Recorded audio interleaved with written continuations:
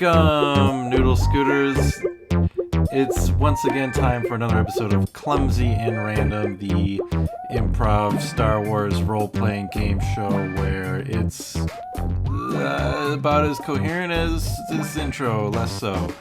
I am Joe, the regular host and clumsy game master of Clumsy and Random. Uncle Owen, this one's got a bad motivator. It's Evan Lewis. What are you trying to push on us? An Evan Lewis. Better get Evan to the market or there'll be hell to pay. Okay, let's get Evan to the market. It's just Evan and I this week. To reiterate how this show works is I have a huge stack of the adversary deck cards, basically just a bunch of cards full of different NPCs from the role-playing game. We pick 3 random ones for each player. That player picks which one they want. And then we make a little role-playing session around it. It's going to be different this week because it's just Evan and I. Evan is going to be the only player. And instead of getting a choice, we're going to pick this. We're going to try and make this rapid-fire Clumsy and Random. Like Tales from Clumsy and Random, where there's going to be a bunch of little short stories rather than one big one. So I'm going to pull a random card. That's going to be Evan's character, and we're going to come up with a little adventure for him, and hopefully these adventures only take 10 to 15 minutes, and then we hop right into the next one. Everybody on board? That's when we look to the camera, and the kids at home go, yeah! If we had a camera and kids at home watching. I don't know if kids should be watching this. Clumsy and Random gets... Well, the last one I think was pretty family friendly. Yeah. I mean, it's kind of... I feel like it's kind of Clone Wars level where there's a lot of psychological trauma, but not necessarily sexual things or ultraviolence. Yes, we're not an HBO original series. Right. Let's see where we're going for story number 1.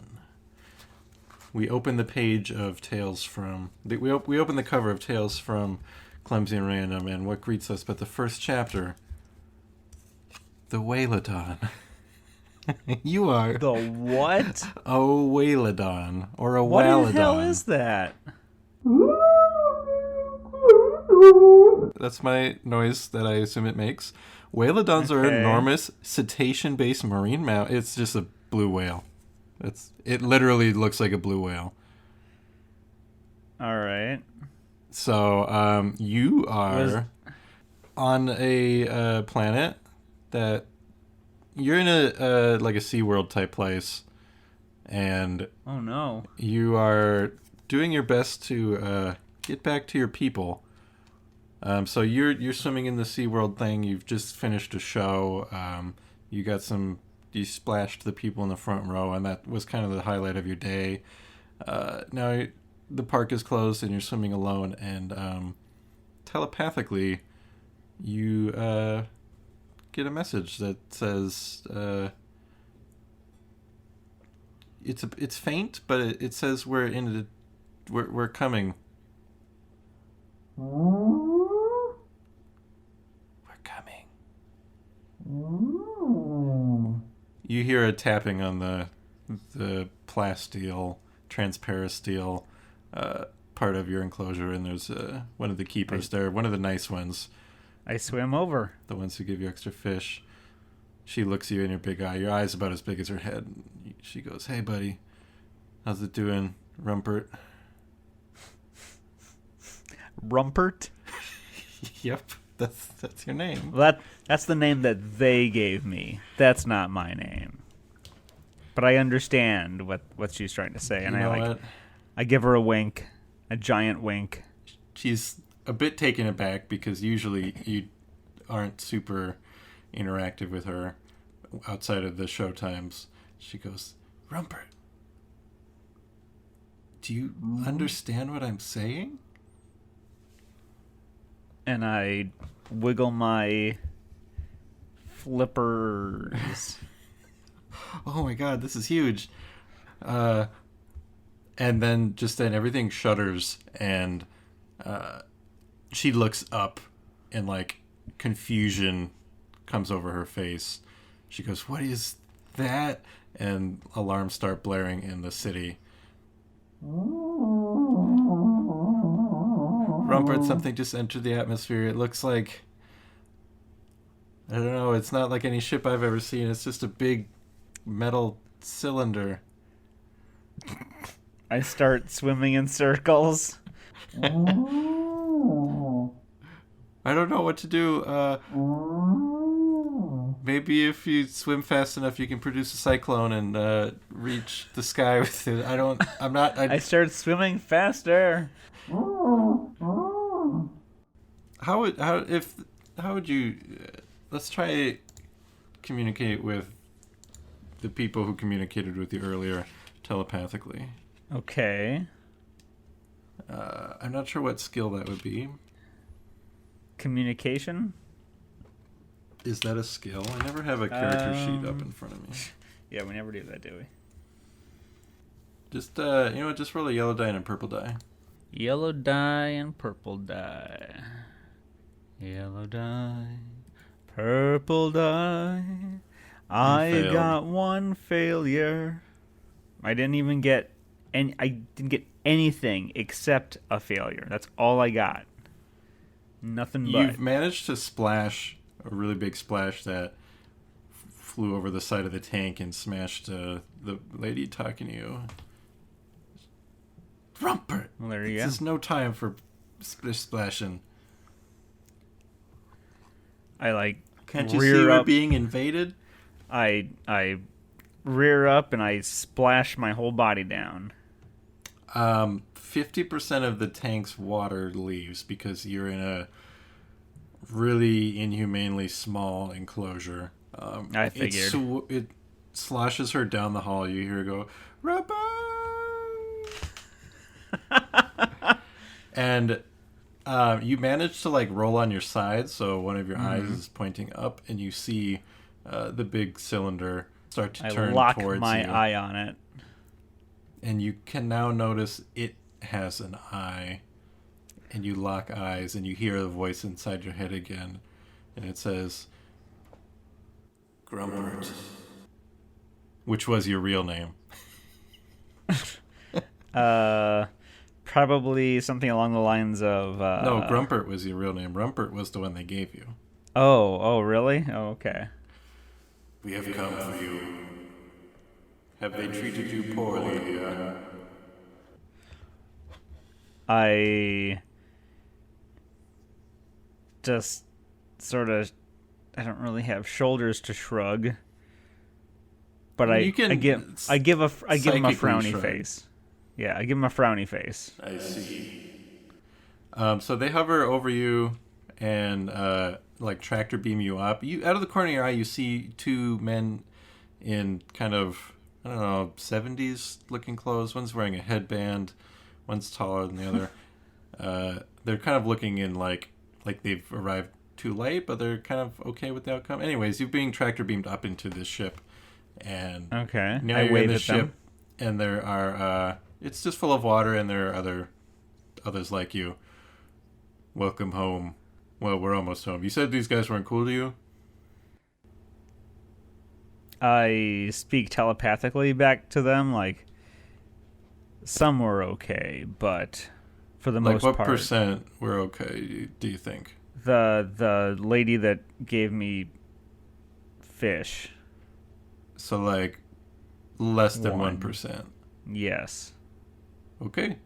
And they fly away, and as they fly away out to this telepathic window, you see them lay waste to 99% of the planet, and it's the end of the story. Roll credits. Next story. And Spock and Kirk died on whatever planet that was. All right, are you ready for Chapter 2 of Tales from Clumsy Random? I can't believe we finally pulled the Whalodon. There's not a lot you can do with them. I feel like that should... we should come up with a chapter title for each of these. So that was a fish out of water, the Whalodon's tale.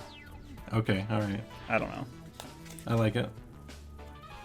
Or The Voyage Home? Here you go. Okay, are you ready for chapter 2? Yes. Are you prepared? Well, never really, but let's go. Are your improv muscles flexed? Oh, yeah. An R7 astromech.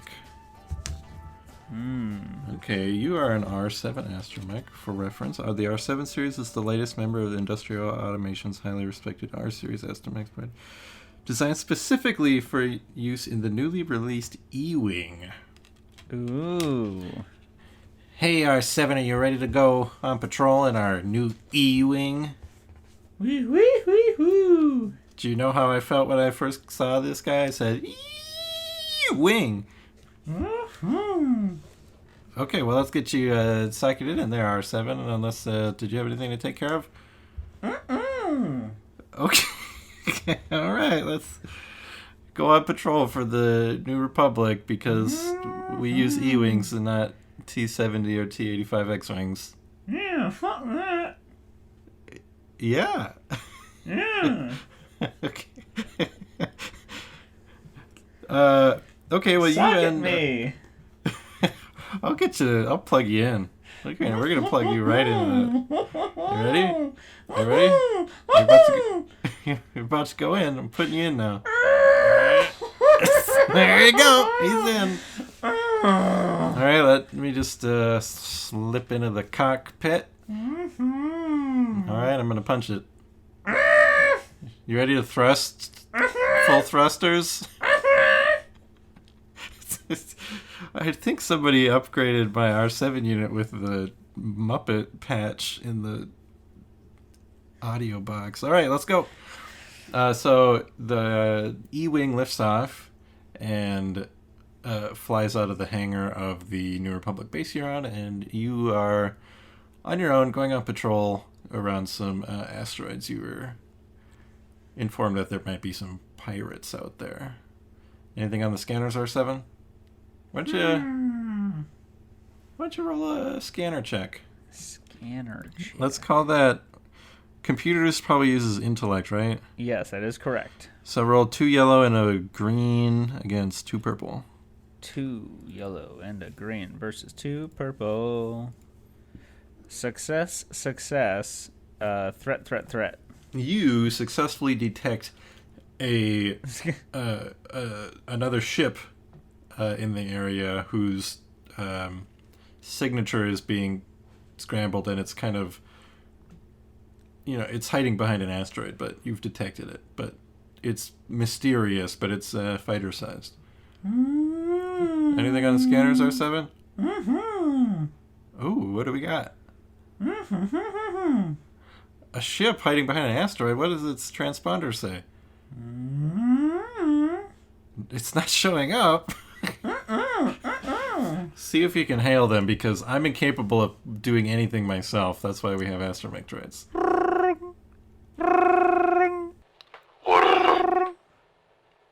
Hello?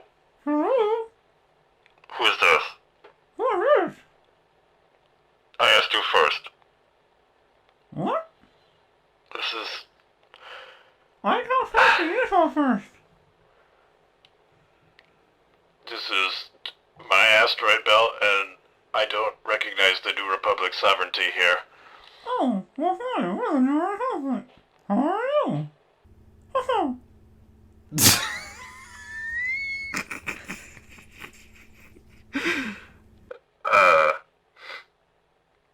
Am I gonna... Can I...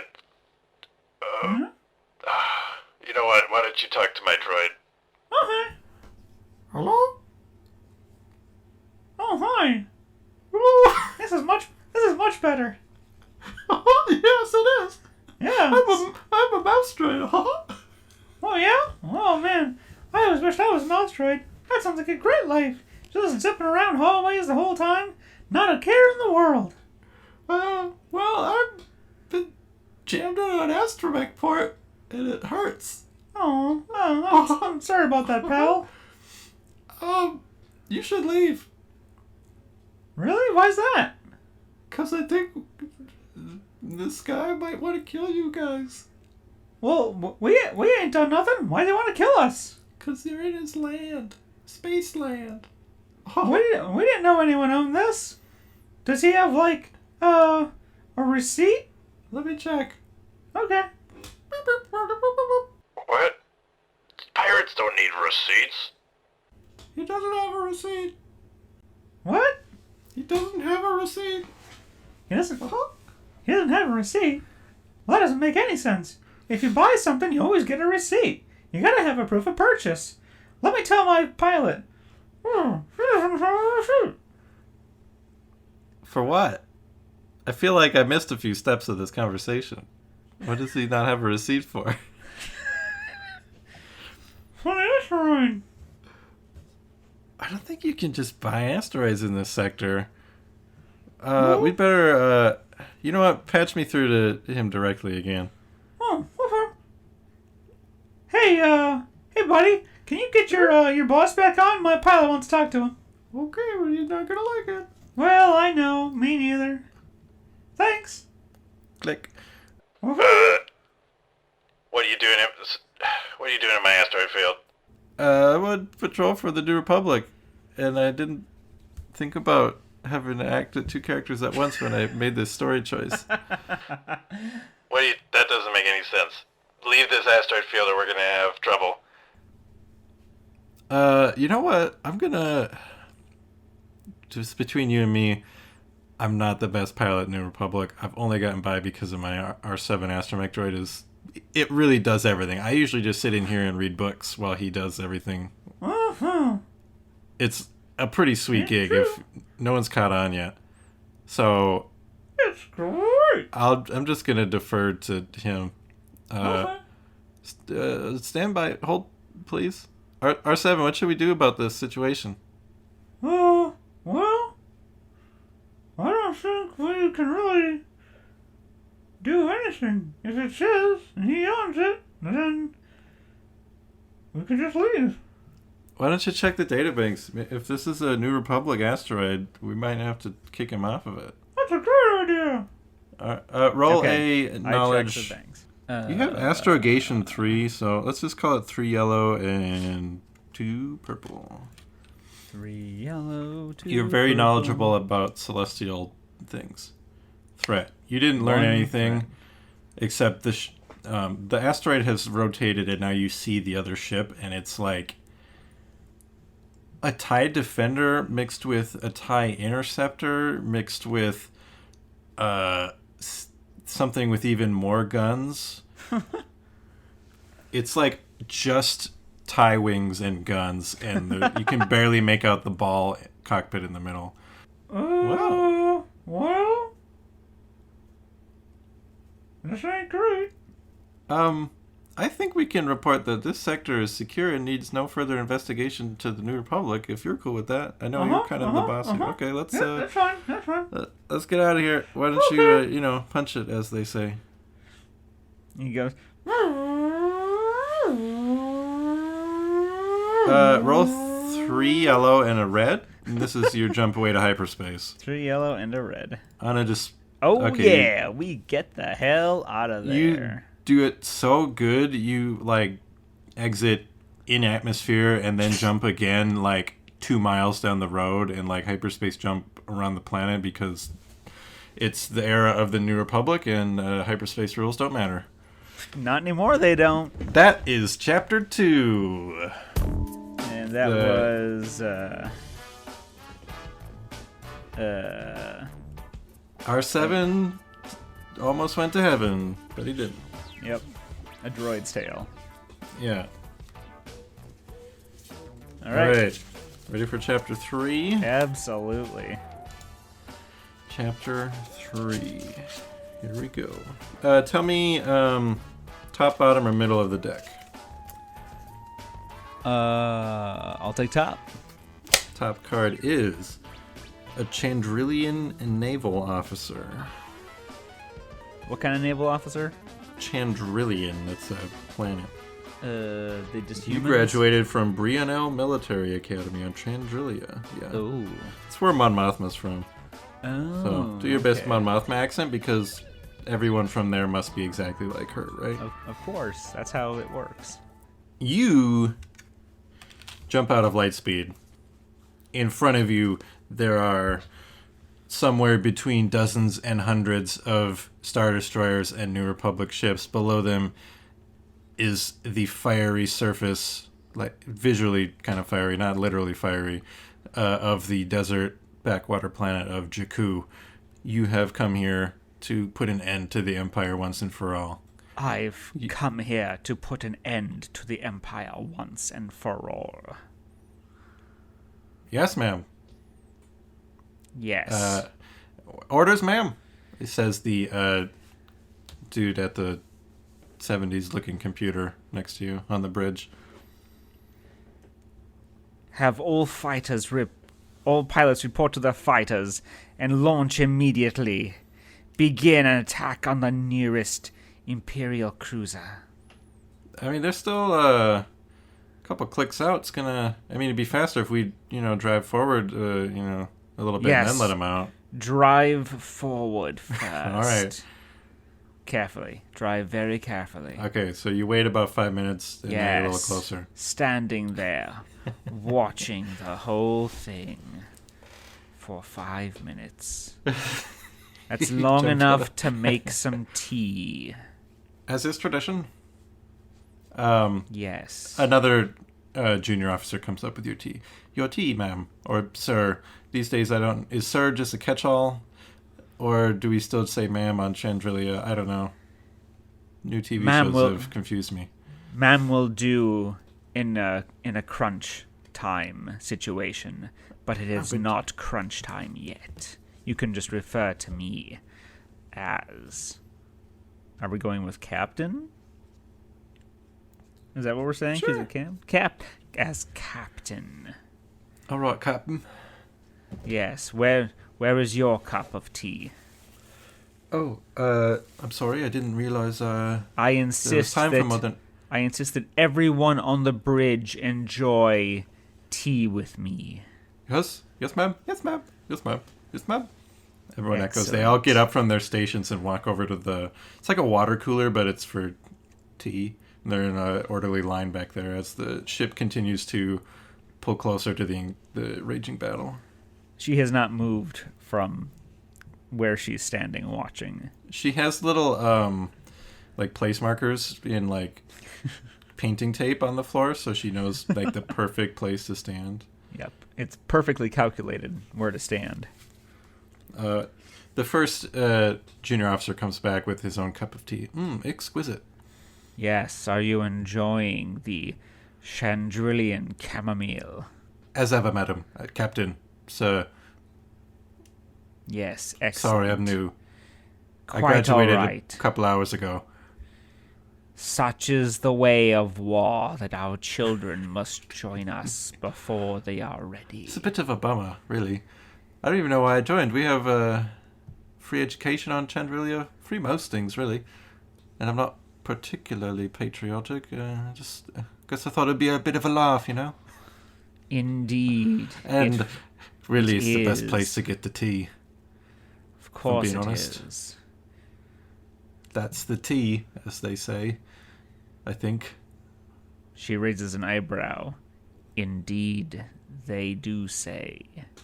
In fact, you can tell much from a culture by their tea. So, what kind of tea do they like in the Empire, then? They only like one kind. They would have us all drinking only one kind of tea.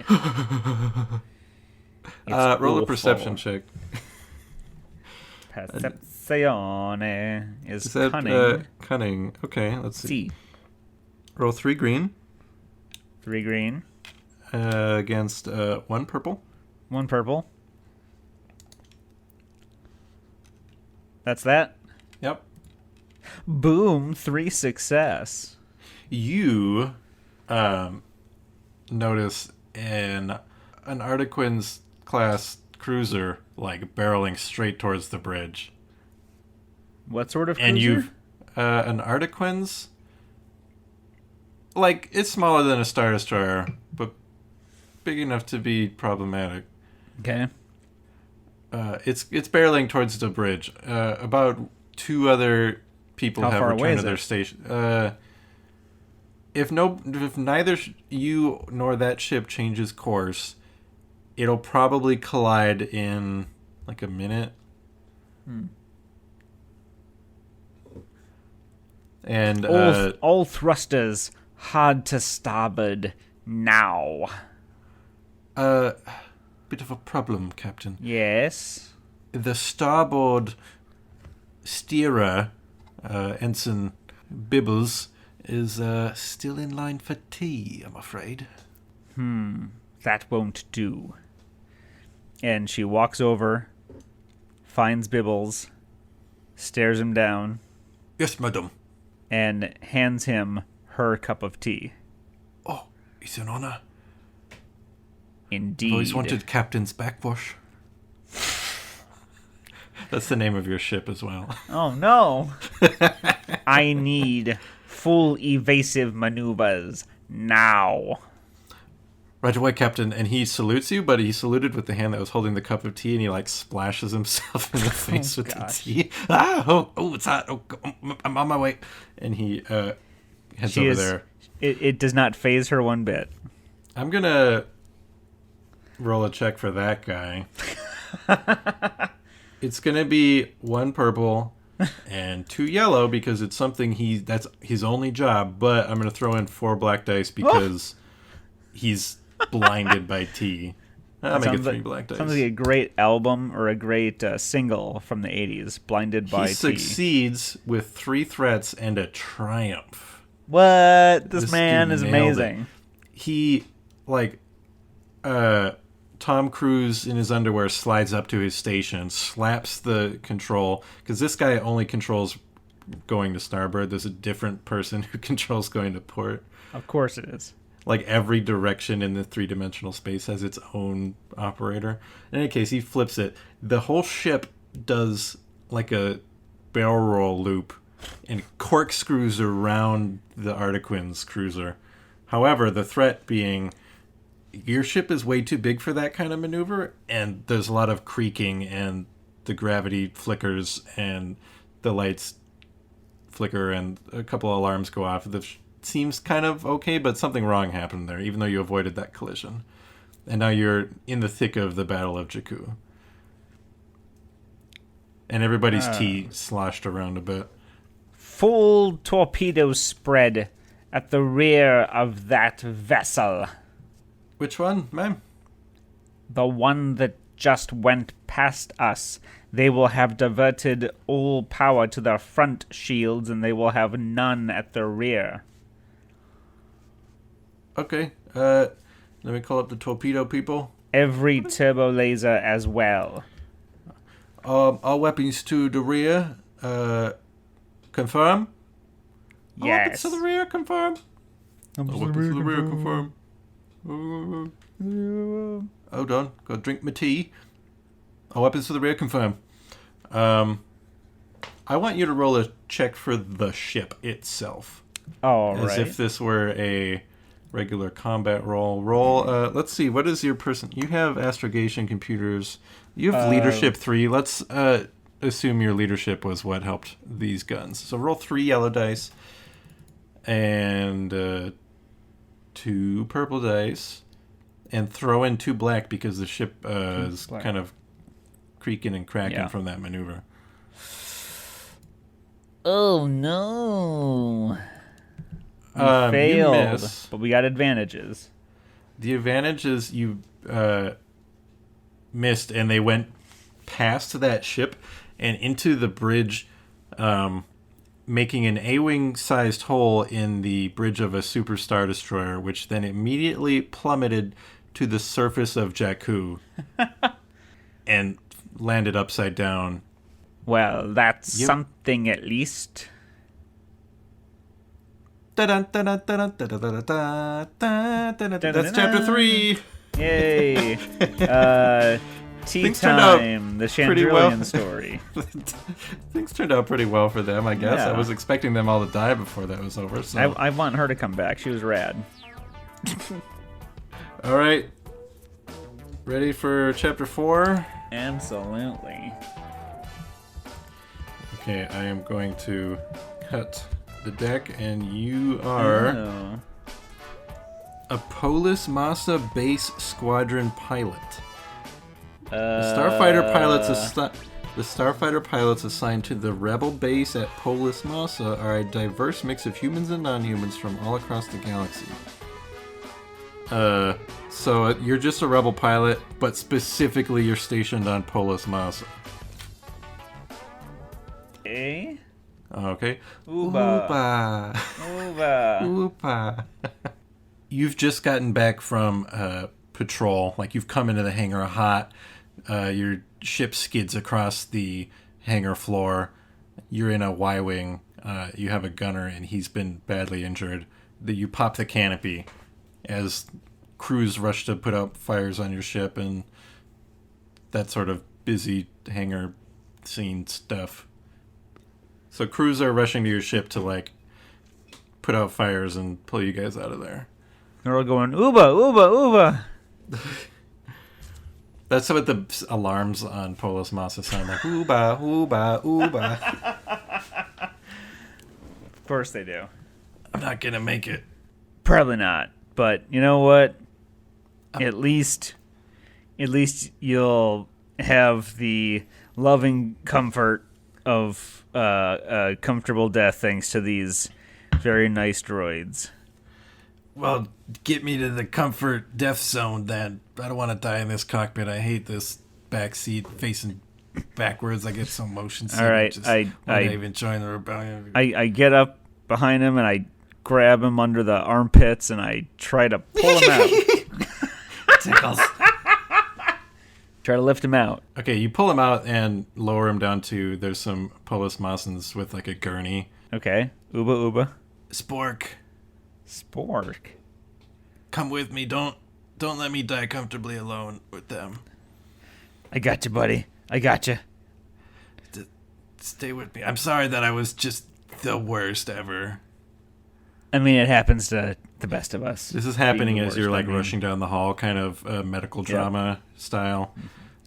And so they put him up in a... Are his legs still attached? I mean, technically, yes, but, you know, not really. Like by a thread? Yeah. Okay, just some tendons holding him there? I can't feel my legs. How are they looking? They look great as they're just sort of like flopping there as they're rushing down the hall. They're hanging off the end of the gurney because it's made for a smaller species than an average size. I just got one question for you. How do you feel about robot legs? It'd be pretty sweet, right? I mean, I've always had a thing against droids. Like, being a cyborg, that's... Do you remember, like, Grievous? Were you around during the Clone Wars, kid? I mean, I'm older than you, so... Yeah, I was. I mean... Do you remember General Grievous? What a monster. I can't imagine having to have robotic parts. Ugh, I'd rather die. Okay. And I look at one of the Polis Massans like, you heard that, right? And he gives you a curt nod. And he gets wheeled off into the room, and the flight leader is standing outside the room, and the doctor comes back out, and he goes, for reasons we can't explain, we're losing him. He's gone. And he looks over at you and gives you a wink, and the flight leader is like, can't believe we lost another one. And that's chapter 4. What would we call that? The will to live, the co-pilot story. And the lax euthanasia laws on Polis Massa. All right, here is the final chapter in the hardcover Tales from Clumsy and Random. Are you ready? These are mass market paperback editions. Yeah, true. Yes. Always ready. Okay, I'm not looking. I'm mixing the cards up a bit. And we have a a Master Bounty Hunter. Ooh. Oh wow, this guy's I can't even say it with a straight face. a master bounty hunter. Yes, a master bounty hunter. Okay, your ship drops out of orbit, and you look down at the blue-green planet below you, and think, that's a planet, all right. That's a planet, all right. Your tracking fob is pointing you in the right direction, and you land, and you are close. You've landed in a forest, and you believe you're close to your quarry. I think I'm close. And it occurred to me I could have you hunting the child and have to fight Oof. the Mandalorian, but I don't. No, you're gonna fight a random. Your quarry is whichever card I pull out of this deck. Oh. And you're gonna have to, if it's a cheap, weak enemy, there's gonna be a lot of them that you have to fight. That's fair. This is gonna be a combat-based one. It is Ahsoka Tano. Perfect. So you're coming in on your quarry, Ahsoka. You've some like deep underbelly places in the galaxy like have said, super secret bounty for this individual. It's not even the Empire that wants her, because the Empire doesn't even know she's around. Actually, right. Rewind that. Is this kind of a general like, hey, we'll give you money for Jedi kind of thing, and you, because you're a master bounty hunter, you've gotten word that there is somebody who maybe is a Jedi. Sure. So you walk through the forest, and there's like a small village. It's not like super primitive either. It's not the lemurs. No, it's picture like Mos Eisley, but rather than like adobe buildings, it's more like wood and metal and Okay. damp, and also not nearly as big. Yeah. And there's like people like just kind of chilling on porches and selling weird fruit and playing strange guitar-like instruments. All right. I walk on up to the nearest person, and I assume they're all just kind of dressed in drab-colored everyday work clothes, whereas I have a blue crushed velvet jacket with 2 soak and +1 defense. That's what. Ooh. And like, isn't it pantaloons? Like it's fluffy around the waist, around the thighs, and like tall Wellington boots. And Howdy, stranger. And I've got a shawl made out of alien animal hide. Howdy there, stranger. What brings you here to Moist Eisley? Moist Eisley, that's the place. We just call it Moistin for short. I am on the hunt for a dangerous criminal. Well, I think you darn come to the wrong place. Everybody here is not dangerous except for Wacky Pete. You look over and there's this guy like flicking somebody in the back of the ear, and that other person goes, "Ow, stop it." And then the camera pans back to you and this person behind the fruit stall. And now if you come for dangerous Pete, you might have some trouble, but otherwise everyone here is pretty laid back, I'd say. Look at me in my chair. I'm literally lying back. Yes. Whoop, almost fell over. You ever get that when you lean too far back and you almost fall over and you think you're about to die? Happens to me at least 3 times a day. I'm so laid back. I stare at him and say, "Yes, I completely know exactly what you're talking about." And I check the tracking fob, and I point it at Sneaky Pete, whatever his name is. Beep, beep, I walk up to, I get closer to Sneaky Pete. boop, boop, I walk away from Sneaky Pete. boop, boop, boop, Walk back towards the old guy, the fruit man. boop, boop, I walk further into the crowd of people. I look around. I look for anyone who looks like they might be a dangerous criminal. All right, well, let's roll a perception check then. Okay. That's the weirdest way to. What's perception? Cunning? Yes. Sure. Yes, it is. You have perception 3. Your cunning is 3, so roll 3 yellow dice against 1 purple, but throw in a black as well. Against what? 3 yellow against a purple and a black. Purple and a black. Advantage. You don't, for sure see somebody, but you do notice somebody who has, a hood up. And judging by what you know about things, it's probably a Togruta. Not that... You had gotten some tips that maybe the quarry you're after was a Togruta, but you're not certain that this is... It's a lead, I guess. I stand in front of them, and I lean in close, and I say, "Excuse me." She looks up with eyes, and can I help you? I have some questions for you. Roll a vigilance check. Ooh.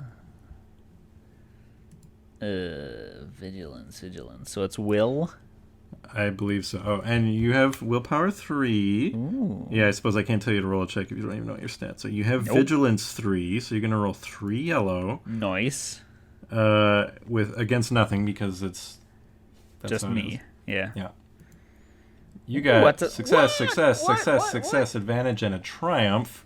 Damn. Let's see if she can beat you. She has willpower 3, vigilance 2. Yeah, good luck. So I'm going to roll yellow, green. You take the initiative here.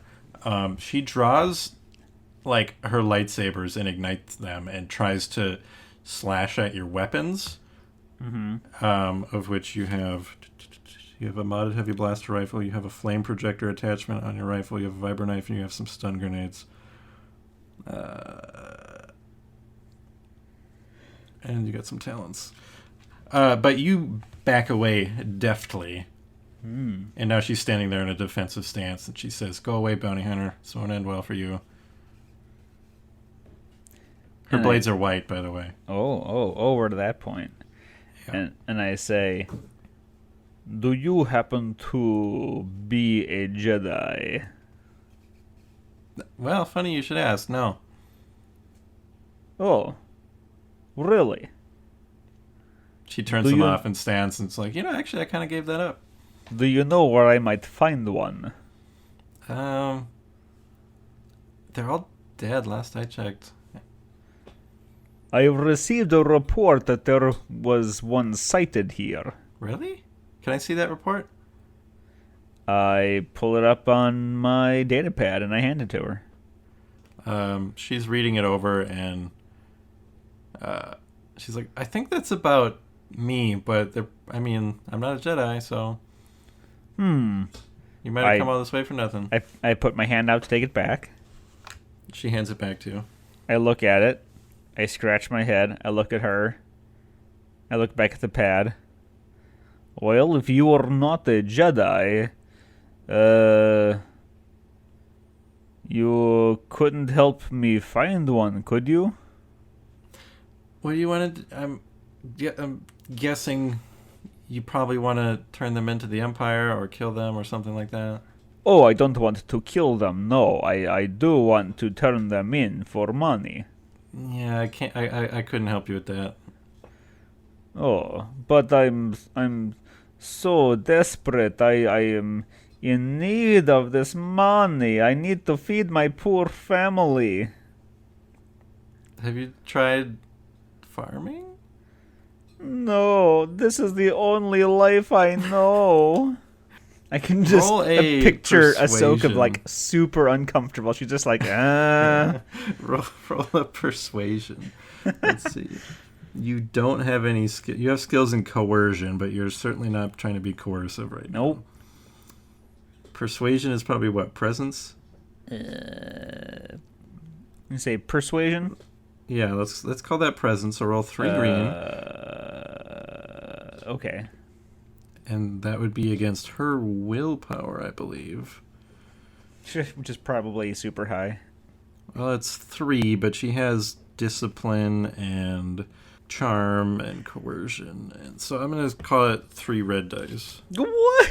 3 green versus 3 red? Yeah, you're not going to be able to convince her. We shall see.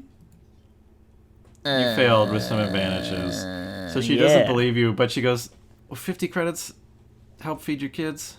And he sort of stifles back a sniffle and says, that is so generous of you. She walks up to you and, like, puts it directly in your hand and goes, here, take it. Your hands are so soft. She pulls her hands back pretty quickly and goes, thanks. Well, I'm gonna go now. Oh, okay. Do you know of any other criminals that need to be brought in? Actually, I was looking for...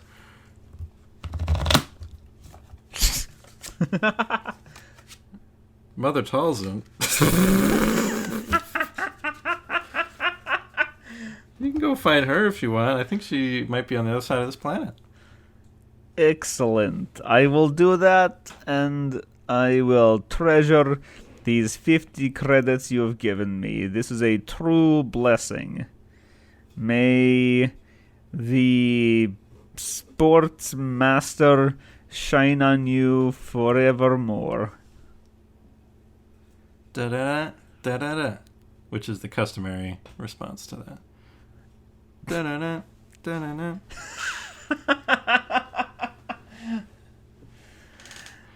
So Ahsoka, like, she doesn't want to look like she's hurrying away, but she's definitely trying to get away from you as fast as she can. Not even because she feels threatened. She's just really weirded out. Excellent. But we flash forward about a week, and Mother Talzin is standing before you. Why do you come to me? I understand you are a dangerous criminal. I am here to bring you in. Are we from the same place? It is entirely possible. Where do you hail from? From the swamps of Dathomir. Really? I'm from Dathomir. How have we never met? Usually the men are treated like women are treated on Earth. Where is Earth? That's so weird. I know many things with my witchcraft. Well, in that case, I mean, I don't know. Maybe we were on different sides of planet, for all I know. But I tell you what, we could, I could bring you in and we could make the money, but then you could escape, I'm sure, and we could split the money. I will not be taken into the Empire. Oh, no, I mean, you would come willingly. I'm not leaving this place. Why not? I mean, it's not that great. It's not that bad either. This is the only place where Palpatine cannot find me. Why? Why is that? It's too complicated to explain. Really? Okay. I mean, I don't think it'd be that complicated. I just want to know. You'll have to wait 4 more years for someone to explain it in a comic book. What? Oh, that's some bullshit. All right. I don't make the rules. Yeah, well, okay. So how about and he pulls out his triple-barreled pistola. All right, make a cool check. Oh, he's super cool. Like you have cool 2 presence, so yellow, green. Yellow, green. 3 successes and an advantage. Yeah. Oh man, she's got some willpower. Willpower is a cool check is his presence though, right? Mm-hmm. She does not have any cool skills. She beat you though. Damn it. 3 successes and 2. She's gonna attack you with what she got here. She has these are her abilities. Incorporeal, may perform a maneuver to become incorporeal. While incorporeal, she gains melee and range defense 4, can fly, and can move through solid objects. She has Puppet Doll. If Talzin has a target's personal item, she can spend 1 hour to create a puppet doll of the target as an action. May harm the doll, forcing the target to make a daunting resilience check. I love how there's rules for her voodoo doll. Misdirect, equipment, Iker energy, discipline damage. Uses her discipline skill. Huh? She has an Iker sword. Sure, she's just going to throw some green junk at you. Sweet. What do you happen to know which skill uses discipline? I can tell willpower? You in what second. Yes, that is correct. Willpower. Okay, so she's going to roll 4 yellow and 1 green because she has 5 willpower and a skill of discipline 4. Holy smokes. So this weapon uses the discipline skill. It also does burn and ensnare and disorient and autofire, and I don't know what those things do, but they're probably not good. It's short range, so it's only 1 purple. I'm just going to assume you guys were pretty close already. Probably, yeah. And 3 success and a advantage. It doesn't crit, yeah. So you're taking 10 damage. Your dude has a wound threshold of 20, soak value of 6, so you really only take 4 damage. Yeah. You have heavy battle armor, so I think that reduces the soak by 2 more. Yep. I mean, this is going to take a long time if we actually go by their things. We'll see. She hits you with some stuff. Sweet. And it, like, tickles, and it makes you feel nauseous for a second, and it feels like it's moving through your veins, and then, like, it hisses out your nose like you drank some soda the wrong way. I pull out my hanky and immediately start blowing my nose.